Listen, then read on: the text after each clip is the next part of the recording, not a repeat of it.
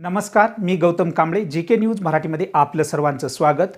तुम्ही पाहत आहात महाराष्ट्राच्या कुशीतलं जीके न्यूज मराठी.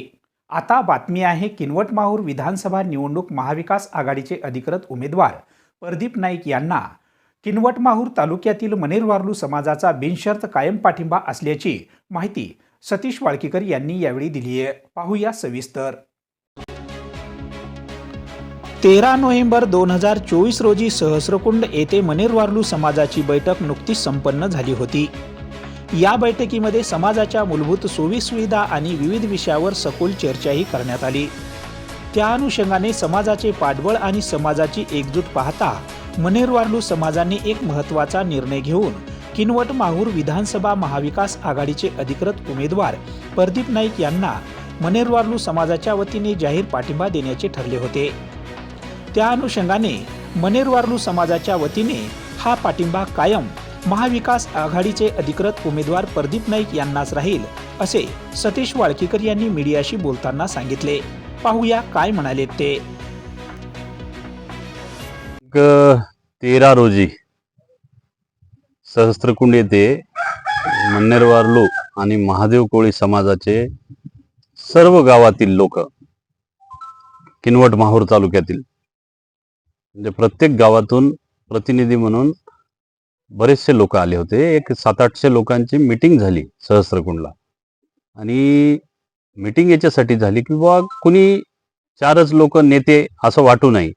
समाजाचे सर्व समाजाच्या भावना, हर एक सामान्य माणसाच्या भावना लक्षात घेतल्या आणि सर्व समाजानं मागण्या सांगितल्या, मागण्या अडचणी, आणि सगळ्यांचं ऐकून घेतल्यानंतर सर्वानुमते त्या दिवशी निर्णय झाला की बाबा आपण मागच्या इलेक्शनला आमदार भीमराव केराम यांना मदत केली, पण त्यांनी साधा मानपान सुद्धा दिलं नाही समाजाला, समाजातल्या काही निवडक कार्यकर्त्यांना, आणि उलट गोवर्धन मुंडेच्या माध्यमातून त्याला समितीवर बसवून नुकसानच केलं समाजाचं. माझं स्वतःचं सुद्धा इनव्हॅलिडमध्ये आमदार भीमराव केराम, गोवर्धन मुंडे यांचा हात आहे. अशा अनेक उदाहरणं आहेत. तर दोन्ही समाजाला त्यांनी त्रास दिला. मग समाजाला ओळखू आलं की बाबा आपण मागच्या वेळेस चूक केली. मग चूक केल्यानंतर समाजांनी सगळेच म्हणजे भरपूर लोक होते, 700-800 लोक होते, असं कोणी नेता म्हणून नव्हता, समाज म्हणूनच बसलो आम्ही, आणि सगळ्यांनी नाईक साहेबाला पाठिंबा, बिनशर्त पाठिंबा घोषित केला. आणि काही अडीअडचणी जर समाजाच्या असतील तर सोडवा असं विनंती केली, तर साहेबानं हो म्हणून सांगितले. आणि त्या दिवशी मीटिंग झालेली, फक्त काय झालं, आंबुलगेकर साहेबाला कल्पना नव्हती. आंबुलगेकर साहेब हे आमचे जिल्हा पातळीचे पदाधिकारी आहेत समाजाचे.